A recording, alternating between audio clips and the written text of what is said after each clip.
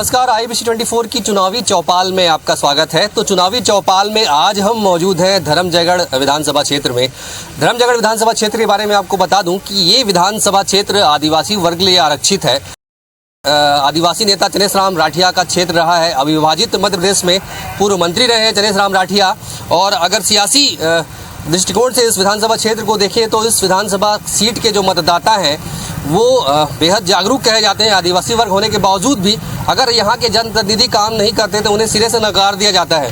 तो सबसे पहले सीधे जनता से जानते हैं कि इस बार यहाँ की समस्याएं क्या कुछ है, जनता का मिजाज क्या है। कुछ स्थानीय लोग हैं, हम आपसे बात करेंगे।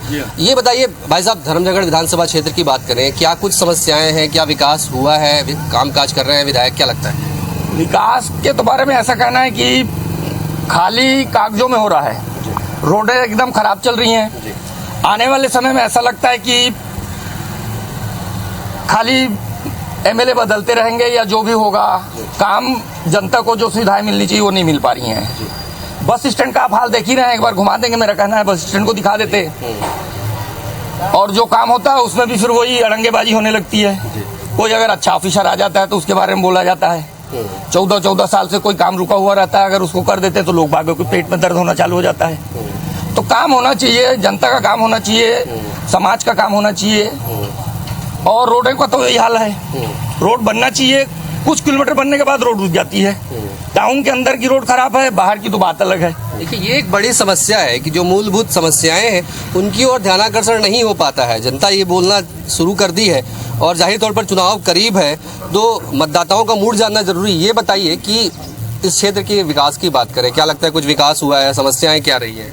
नहीं, इस क्षेत्र में विकास के नाम पर जितने भी कांग्रेस गवर्नमेंट से विधायक बने हैं, जैसे इससे पहले स्वर्गीय चनेश राम राठिया जी यहाँ के विधायक थे, 35 साल करीबन उनका यहाँ विधायक रहे।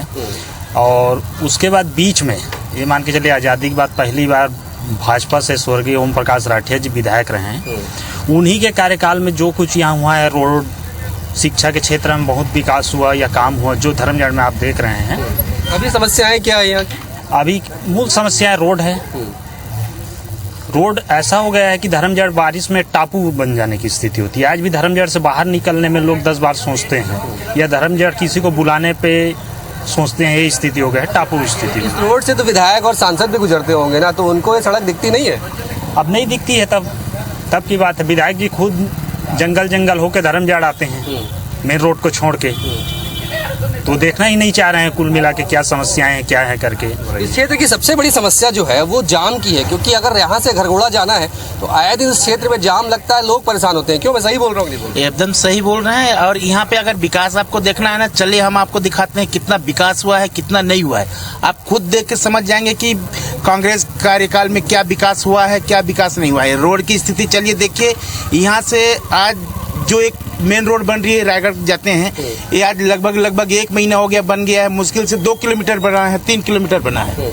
और अगल बगल धूल डस्ट इतना उड़ रहा है, ये कर रहे हैं। ऊपर से हाईवा गाड़ियाँ चल रही हैं, कोयला लोड लेके चल रहे हैं। छोटे छोटे बच्चे आ रहे हैं, जा रहे हैं, आए दिन दुर्घटना हो रही है। विधायक जी आ रहे हैं, देख रहे हैं, वो कर रहे हैं, उनको इससे कोई मतलब नहीं है। आप लोग जागरूक मतदाता हैं, आप लोग सवाल नहीं करते हैं विधायकों से? सवाल करते हैं, लेकिन हमारी सवाल का विधायक जी जवाब दें तब तो मुलाकात हो। तब तो वो तो बंद गाड़ी में आते हैं, कब किधर से निकल जाते हैं खुद को पता नहीं चलता। खुद का विकास हो रहा है, हमारी नजर में दिखता है कि उनका विकास हो रहा है, उनके कार्यकर्ताओं का विकास हो रहा है। लेकिन यहाँ के क्षेत्र के जो भोले भाले जनता है, उनका विकास हो ना हो उससे उनको कोई मतलब नहीं। 2023 आ रहा है ना, विधानसभा चुनाव है, अब तो जवाब आप लोग दोगे? एकदम जनता पूरी जवाब देने के लिए कमर कस ली है। आप बताओ, ये क्या समस्या है? विकास क्षेत्र में हो रहा है कि नहीं हो रहा है? विधायक का कामकाज कैसा है? कुछ नहीं हो रहा है इधर। विधायक जी खाली छठी और 10 क्रम में घूम रहे हैं, बस मस्ती कर रहे हैं, कुछ नहीं हो रहा है। धर्मजयगढ़ पहले धर्मजयगढ़ था, धर्म का गढ़ था, अब ये धूलगढ़ हो गया है। लगातार इस क्षेत्र में समस्याओं की कमी नहीं। ये कहा जाता है कि अगर समस्याएं देखना है तो धर्मजयगढ़ क्षेत्र में जाइए। सड़कों की समस्या है, धूल की समस्या है, हाथियों की समस्या है। क्या लगता है क्यों निराकरण नहीं हो रहा है? मैं आपकी बातों को बड़ी गौर से सुन रहा था। सबकी समस्या अलग अलग है, लेकिन जो मैं एक शख्स हूँ, मैं बंगाली समाज से बिलोंग करता हूँ।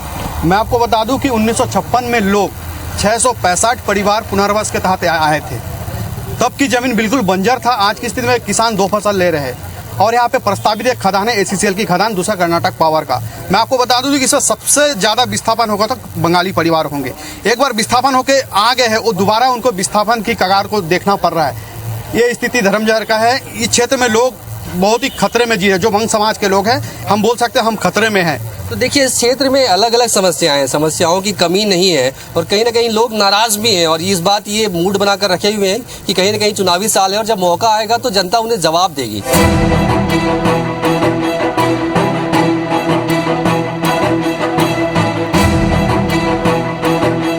धर्मजयगढ़ विधानसभा क्षेत्र की बात करें तो ये पूरा विधानसभा क्षेत्र दो हिस्सों में बटा हुआ है। एक ट्राइबल एरिया है तो दूसरा जो है माइनिंग।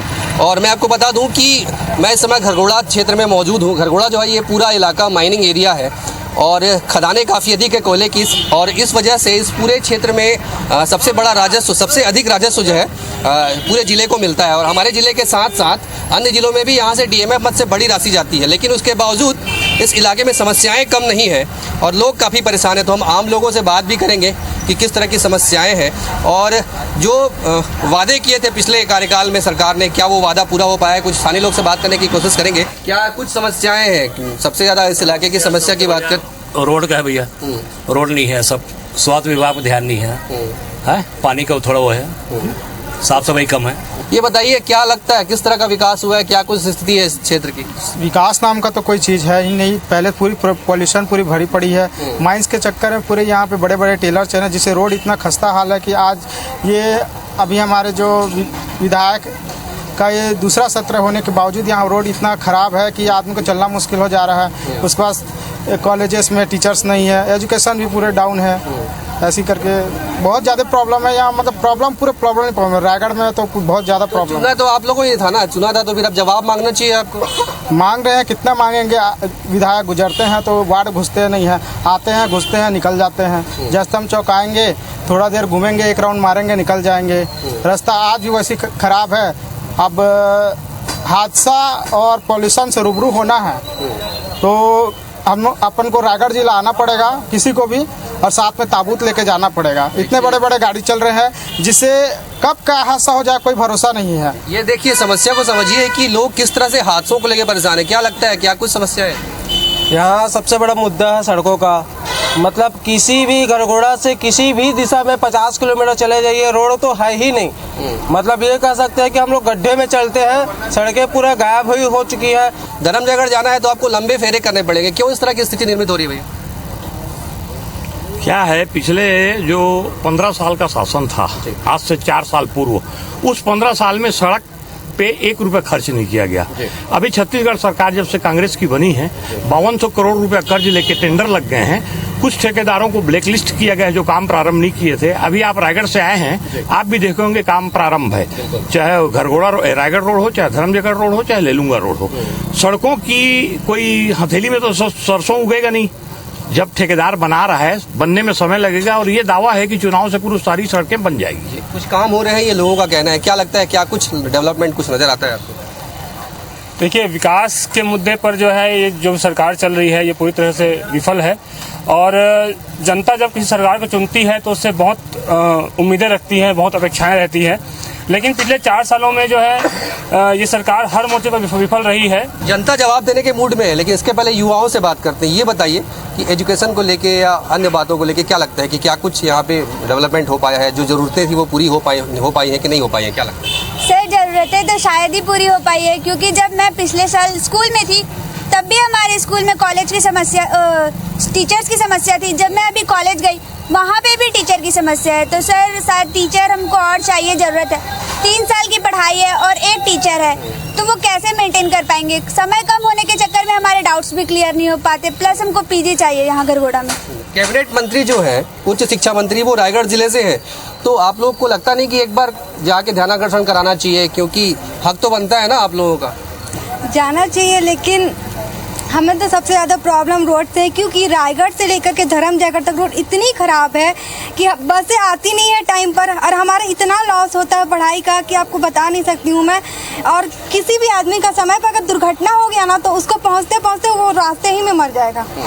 इतनी प्रॉब्लम है रोड। सबसे पहले तो रोड बनवाया जाए, उसके आगे कुछ नहीं चाहिए। धर्मजयगढ़ क्षेत्र में मैं आपको बता दूं, एक किसान ने प्रदर्शन किया था और धान की रोपाई की थी उसने ट्रैक्टर चलाकर। इस तरह की स्थिति भी यहाँ पे निर्मित हुई है। ये बताइए कि क्या कुछ समस्याएं हैं इस क्षेत्र की, कितनी समस्याएं वो सुलझ पाई हैं? क्या लगता है जी बताना चाहूँगा, समस्याओं का तो यहाँ अगर गिनने बैठे तो समस्याओं की कमी नहीं है। मुख्य समस्या तो सबसे पहले हमको ये नज़र आती है कि सड़कें आज इतनी बदहाल हो चुकी है कि हम जिस जगह पे रहते हैं धर्मजयगढ़ विधानसभा के घरगोड़ा में, घरगोड़ा से आप 40 से 50 किलोमीटर की दूरी में चारों दिशाओं में कहीं भी चले जाइए, सड़कें इतनी ख़राब हो चुकी है कि आप ना तो बाइक पे सफ़र कर सकते हैं, और करते भी हैं तो घर से निकलने के बाद वापस शाम को आते हैं, इसका कोई अंदाज़ा नहीं रहता। डेवलपमेंट क्यों नहीं होता, रोड को लेके काम क्यों नहीं होता? क्या जनप्रतिनिधि जो है निरंकुश हो गए? निरंकुश हो गए हैं। ये हमारे क्षेत्र की जो कांग्रेस की विधायक हमारे धर्मजयगढ़ के बैठे हुए हैं, उनकी निरंकुशता है, उदासीनता है, जो आज जनता को नज़रअंदाज करते हुए अपने मनमानी तरीके से सत्ते पे बैठे हुए हैं। क्या लगता है इस चुनाव में क्या मुद्दा रहेगा इस बार? सर ये बोल रहा था मैं 5 किलोमीटर दूर से आता हूँ, ठीक है, मेरा गांव टेरा में है। वहाँ से यहाँ तक आने तक ना मेरे को ऊपर में ये जैकेट है ना, इसको पहन के आना पड़ता है मेरे को, और अगर मैं घूम के आ रहा हूँ यहाँ पे 11 किलोमीटर यहाँ पड़ता है जस्तम चौक, है ना, तो 5 किलोमीटर में जब इधर से आ रहा हूँ तो 15 किलोमीटर यहाँ से घूम के आ रहा हूँ मैं, तो रोड तो है ही नहीं, पहली बात। और दूसरी बात, इसमें आ रहा हूँ तो जिंदा यहाँ पे आऊँगा कि नहीं पता नहीं है, कहीं पे भी गिर के कहीं पे भी मर सकता हूँ मैं, है ना, इस तरह हाल है। और क्या बोलूँ, कुछ तो करने के लायक नहीं है, सीधा सीधा बात, जो हमारे विधायक है ना, कुछ करने के लायक नहीं है। बस कहीं कबड्डी हो रहा है, कहीं क्या हो रहा है, वहीं बस घूमने के लायक है, वो उन्हीं के लिए वो बने हैं। क्या कहेंगे, क्या इस बार जो युवा है क्या विकास के मुद्दे को लेकर वोट करेंगे? जी बिल्कुल, सारी युवा विकास के मुद्दे को लेकर वोट करेगी, विकास के मुद्दे को लेकर वोट करेगी और बेहतर रोजगार के लिए वोट करेगी। तो मुद्दों की कमी नहीं है, आप बताइए क्या लगता है किस तरह का माहौल रहेगा? सर ये छाल रोड हम लोग विधायक जी के पास मिलने जाएंगे, इसके लिए मिलते मिलते हम लोग को जो 1 घंटा का रास्ता है वो 1.5 घंटा लगती है, जो कि हम मिलने नहीं पाते। और बाइक में जाएंगे तो हम धूल डस्ट तो होंगे ही, और मौत का सामना भी करना पड़ेगा। इस चीज़ को सुधारने के लिए हम कहना चाहते हैं विधायक जी को। तो धर्मजयगढ़ विधानसभा सीट में इस बार मुद्दों की कमी नहीं है, जनता जो है इस बार विकास के मुद्दे पर वोट करेगी। देखना ये है कि आने वाले समय में किसका जोर रहेगा। तो फिलहाल मुझे दीजिए इजाज़त, नमस्कार।